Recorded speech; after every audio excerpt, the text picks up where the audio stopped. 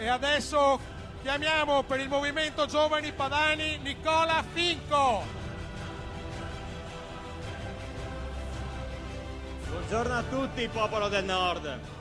Sono qui a portare il saluto di tutti i giovani padani della nostra Padania che lavorano settimanalmente all'interno delle nostre scuole e dei nostri istituti universitari per portare avanti la voce dei giovani del Nord che sono stanchi di questo sistema centralista che sta demolendo tutto quello che hanno costruito i nostri genitori, i nostri padri. Io vi do solamente alcuni dati che sono dati del Veneto ma che rispecchiano anche le realtà delle altre nazioni. In Veneto su 150.000 disoccupati 1 su 3 è veneto. L'8% dei nostri giovani laureati decidono di andare all'estero per poter sviluppare le loro competenze e le loro professionalità. Abbiamo 280.000 giovani inattivi, ragazzi che non studiano, che non pensano al loro futuro, che hanno perso ogni speranza perché questo governo ha tolto ogni speranza non solamente alle nostre imprese, non solamente alla nostra agricoltura, ma anche ai nostri giovani.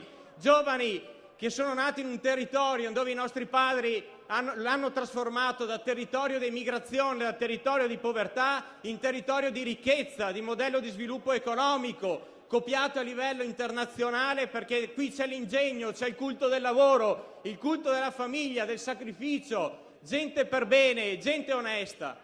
Questo sistema purtroppo non funziona e merita di mettere la parola fine a tutto questo sistema vergognoso. Il ministro è l'ex ministro Maroni, ma per me è ancora il ministro dell'Interno perché è stato il miglior ministro dell'Interno. Ha invitato tutti noi giovani a seguire una strada, a studiare dei modelli che sono la Catalogna, a studiare il modello scozzese.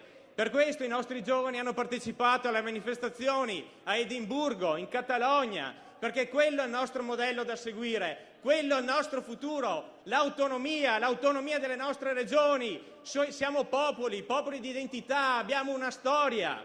L'altro giorno è venuto fuori un centro studi che ha detto che il gap tra nord e sud è di 400 anni. Noi non possiamo aspettare 400 anni, il futuro è domani. Quando sento Monti e Napolitano che dicono basta i localismi, basta le autonomie, io dico basta voi due, avete rotto le palle, ci state negando il nostro futuro, ci state rovinando il nostro futuro, le nostre regioni. Noi questo non lo permetteremo per il rispetto che abbiamo di queste terre, dei nostri territori, dei nostri padri che tanto hanno dato per rendere questo territorio uno dei migliori a livello mondiale. In questi giorni sentiamo spesso, e qua parlo di Veneto, ma permettetemelo, sentiamo parlare di indipendenza e di autonomia. Il sentimento è in continua crescita. La gente ha capito in questo momento, perché ce lo chiede, che il sistema economico, la crisi economica, il periodo storico che stiamo vivendo ci chiede di fare delle scelte drastiche, delle scelte dure che cambiano rotta.